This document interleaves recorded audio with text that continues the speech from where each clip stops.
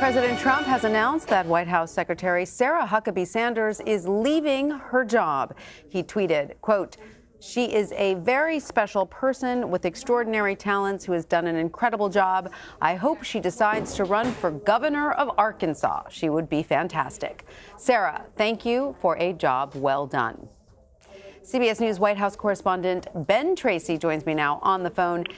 Ben, is this something that anyone there in Washington saw coming? I don't think anyone saw it coming, particularly today, but it was, really only a matter of time. This is not the kind of job that anyone keeps for years and years on end. However, Sarah Sanders has been in this job now for almost 2 full years. She took over from Sean Spicer back in July of 2017, so as of the end of the month, that would basically be 2 years. And, for her, she's a mom with 3 young kids. It must be the right time for her to go do something else.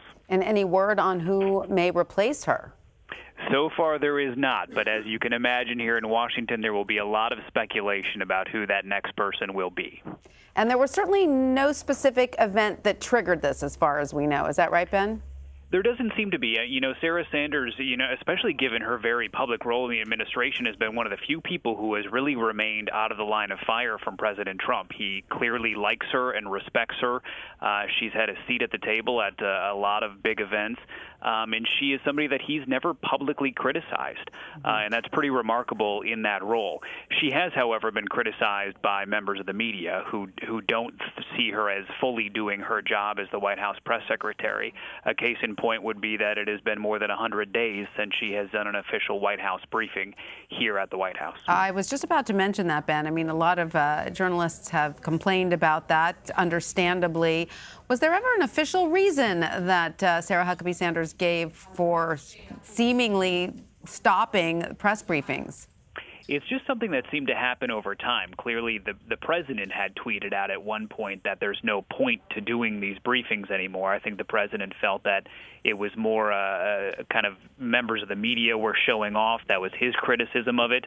And what they've resorted to is basically doing what they call a gaggle, which is where you're out on the driveway and they answer a couple of questions. But that clearly does not replace an actual briefing where you get more information from the White House. The president actually does talk to the media quite a bit, but it's often done as he is walking out to his helicopter where the sound is dubious at best, and he takes a couple of questions. But the briefings are certainly something that they have not done here on any regular basis for a very long time now. It remains to be seen if, with a new press secretary, that changes. Yes, this president does seem to love the impromptu press briefing. Has he ever done an official press briefing? He has, yes. I mean, he's done official news conferences at the White House and when he travels.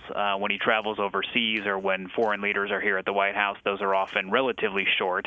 Often they're called a 2-in-2, where there's 2 questions from members of the U.S. media and 2 questions from the foreign media of whatever country he's traveling in or whatever foreign leader is visiting the White House.